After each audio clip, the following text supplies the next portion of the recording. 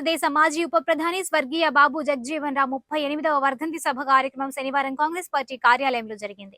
కార్యక్రమంలో PCC working president Mastan Vali ముఖ్య అతిథిగా హాజరై ఆయన చిత్రపటానికి పూలమాల వేసి నివాళులర్పించారు. అనంతరం సభను ఉద్దేశించి ప్రసంగిస్తూ కాంగ్రెస్ పార్టీలో అత్యున్నత పదవులలో దళితులను కూర్చోబెట్టిన ఘనత ఉందన్నారు. మంత్రిగా ఆయన ఉన్న శాఖకు వన తెచ్చిన మహనీయుడు అంటూ కొనియాడారు. ఈ కార్యక్రమంలో పార్టీ పశ్చిమ నియోజకవర్గ సమన్వయకర్త జాన్ బాబు హాజరయ్యారు. గుంటూరులో కాంగ్రెస్ పార్టీ కార్యాలయంలో వారికి ఘనమైన నివాళులు అర్పించడం జరుగుతోంది. శ్రీ బాబు జగజ్జీవన్ రావు గారు ఈ దేశంలో ఉన్నటువంటి సామాజిక రుగ్మతలను అరికట్టడం, దేశంలో ఉన్నటువంటి విభిన్న జాతులు మతాలన్నింటినీ కూడా దృష్టిలో పెట్టుకొని సోషలిస్ట్ నాయకత్వ సోషలిస్ట్ భావాలతో ముందుకు నడిచినటువంటి గొప్ప నాయకుడు శ్రీ బాబు జగజ్జీవన్ రావు గారు. దేశంలో అనేకమైనటువంటి మంత్రి పదవులు నిర్వహించి ప్రధానమంత్రి అయ్యేటటువంటి అర్హతలు కలిగినటువంటి నాయకుడుగా ఉన్నటువంటి జగజ్జీవన్ రావు గారు మరి దేశంలో ఉన్నటువంటి కొన్ని మతోన్మాద శక్తులు దాన్ని రాజకీయంగా వాడుకోవటం అనేటటువంటి దానికి వ్యతిరేకంగా పోరాటం చేసినటువంటి వ్యక్తి శ్రీ బాబు జగజ్జీవన్ రావు గారు. మరి ఆయన కాంగ్రెస్ పార్టీ ద్వారా అనేక మంత్రి పదవులతో ఈ దేశంలో ఉన్నటువంటి సాధనలో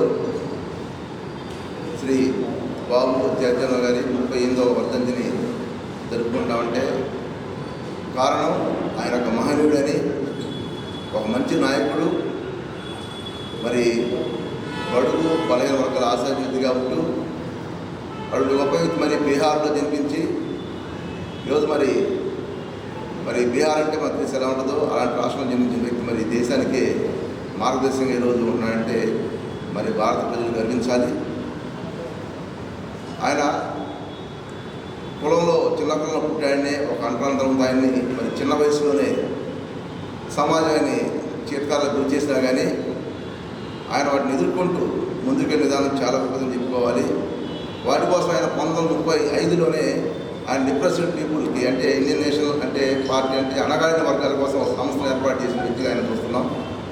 ఎందుకంటే ఆయన అనుభవించింది అంటరానితనం, చేతికారం అనుభవించుకోవడం, దాంతో ముందుకు వస్తూ ఎదుర్కొంటూ అసమానతలను రూపుమాపుతూ ముందుకు వచ్చి మరి ఆయన కేంద్ర మంత్రిగా మరి ఎన్నో పదవులు ఆశించిన వ్యక్తి, చేసిన వ్యక్తి.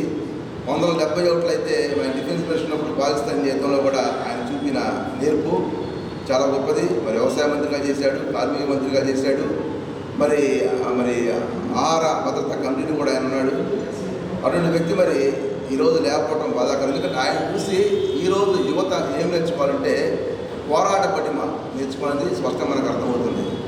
ఒక అణగారిన వ్యక్తి పైకి ఎలా వస్తాడని కూడా నేర్చుకోవాల్సిన ఆయన ఒక దళితుడికే కాదు బీసీలకి అంటే అణగారిన వర్గం మొత్తం ఆయన పెట్టిన ఒక స్వచ్ఛంద సంస్థ. అంటే ఎవరైతే కింద వర్గాలు ఇబ్బంది పడుతున్నారో వారికి ఏమి దొరక్క ఒక చదువు విద్య లేక సాధారణ అవసరాలకు కావాల్సినవి కూడా అందకపోవడం అనేది బాధాకరం. కాబట్టి వాళ్ళందరూ కూడా అందించారు. ఈరోజు మరి దేశం ఇలా ఉందంటే గర్వకారణం. ఆయన మరి కాంగ్రెస్ పార్టీలో కూడా ఆయన మరి అధ్యక్షుడిగా కొనసాగాడు కొంతకాలం పాటు. అటువంటి గొప్ప వ్యక్తి మరి కాంగ్రెస్ పార్టీ అందరూ మేము సంతోషపడుతున్నాం. ఈరోజు మరి అటువంటి గొప్ప వ్యక్తిని మరి దేశం మొత్తం గుర్తుంచుకొని గర్వకారణంగా ఆయన వర్తన జరుపుకోవడం మరి ఎంతో అయినా మరి హర్షణీయం. కాబట్టి మరి ఈ సమయంలో వారికి మరి కాంగ్రెస్ పార్టీ నుంచి, జిల్లా కాంగ్రెస్ పార్టీ నుంచి మరి వారికి మా యొక్క భాషమాన్ని తెలియజేస్తూ సెలవు తీసుకుంటాం.